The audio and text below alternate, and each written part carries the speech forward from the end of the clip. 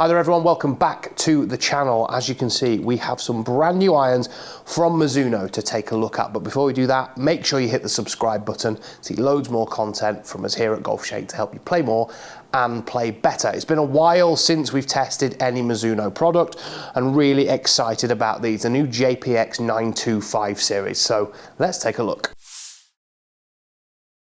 So in this new JPX925 family, we have three very distinct different models. We'll start with the most forgiving. So we have the hot metal HL, HL being high launch, obviously, and this is an iron that is going to help that player who struggles to get the ball in the air. It's going to give you maximum speed, maximum height with a lower, deeper CG and slightly weaker lofts for added launch and height as well. So contrary to what many brands do by cranking the lofts really, really strong, Mizuno with this JPX series haven't done that, particularly in the high launch. Now, when we look at hot metal, we're looking at maximum speed, maximum consistency and all-round forgiveness. So this is kind of your middle of the road iron really for the mass market, and one that's probably going to suit the greatest amount of golfers. Then we look into JPX Hot Metal Pro, which, as the name suggests, is slightly slimmer profile. We're still going to get tons of speed, slightly more compact head, thinner top line, so something that the better player is going to like the look of. But there's lots of different technologies been employed here by Mizuno and its engineers to get the most out of these golf clubs. So we've got a contour ellipse. Now, what is that? So it's a re-engineered multi-thickness face.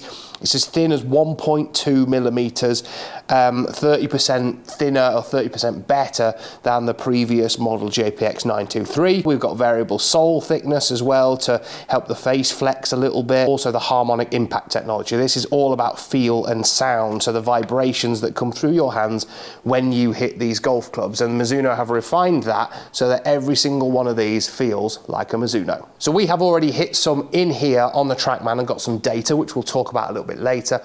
But what I'm going to do to start with, we're going to get out onto the golf course, we're going to put these through their paces. So I've got a 7-iron in each of these, but Mizuno have also kindly sent me half a set of the JPX925 Pro as well. So we're going to be able to hit lots of different types of golf shot out there. So come and take a look.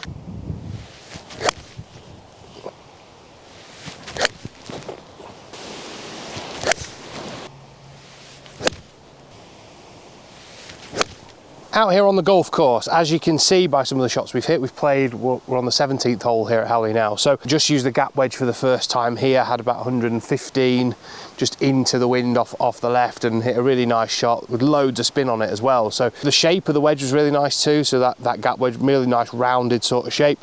When I've hit the standard hot metal, again, really powerful off the head.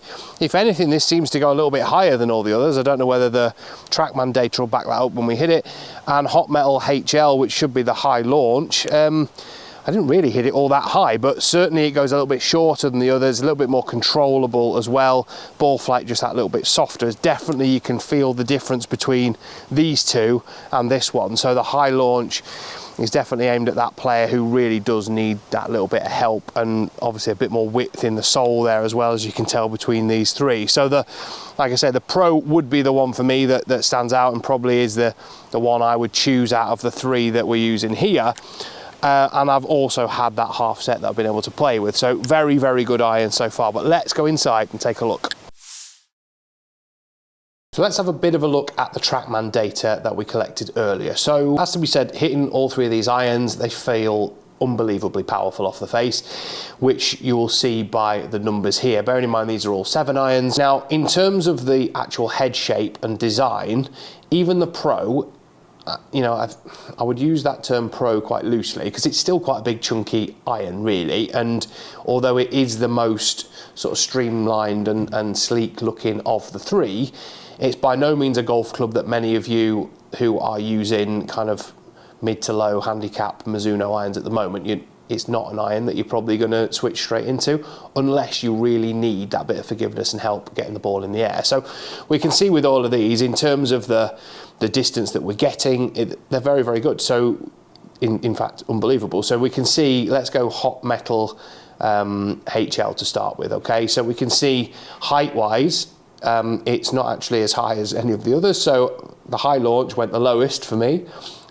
We can see though that in terms of the distance, we weren't getting quite as much distance out of it as the others. So we're kind of that 175, 176 kind of total distance. So it's weaker lofted, obviously, because it's trying to get the ball in the air, which is what we said at the start. So we wouldn't really expect to hit it as far as the others. Now, when we look at the spin, we can see it's higher as well. So again, it kind of fits quite nicely for the player that it's designed for. When we move on to the hot metal, so the one that's probably going to suit most of you out there, we can see the distance goes up, the height has gone up a little bit as well, and the ball speed has gone up quite significantly from what we saw with the HL. So that has, you know, it's brought the spin down a little bit as well, but in terms of the carry distance, 196, 197 is a long way for a 7-iron and 205 total. So we've kind of gained, you know, nearly 20 yards basically on the hot metal HL. Then we move into the Pro, which was unbelievably fast off the face. So 217 now as an average, which is crazy for a 7-iron. The thing I would say with all of these irons is in terms of the kind of dispersion that I found when hitting them, I found them quite difficult to control. So whilst they feel amazing off the face and you're getting loads of distance, I felt that, you know, they were kind of squirting off left and right on me a little bit. And certainly today I've actually been doing a club review with some other irons as well, and found them to be a little bit more kind of precise, whereas the Mizuno ones go further, but are kind of a bit all over the place. But yeah, I think that you know, for the type of golfer they're aimed at, so the person who, you know, maybe does need slightly lower spin, maybe that player who does hit across the line of the ball, and particularly those of you out there that slice it a bit, I think that these irons, with the kind of bit of offset that they have in them, as well as the lower spin characteristics, may well help you to control your ball flight slightly better.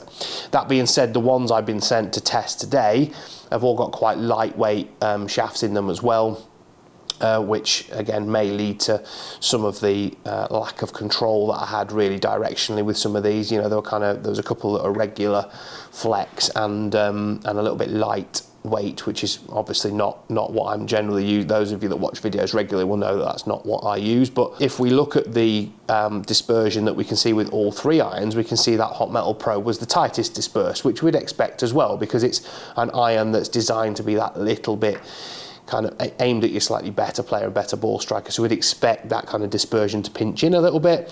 We can see with the HL that it's a little bit shorter, but still pretty straight.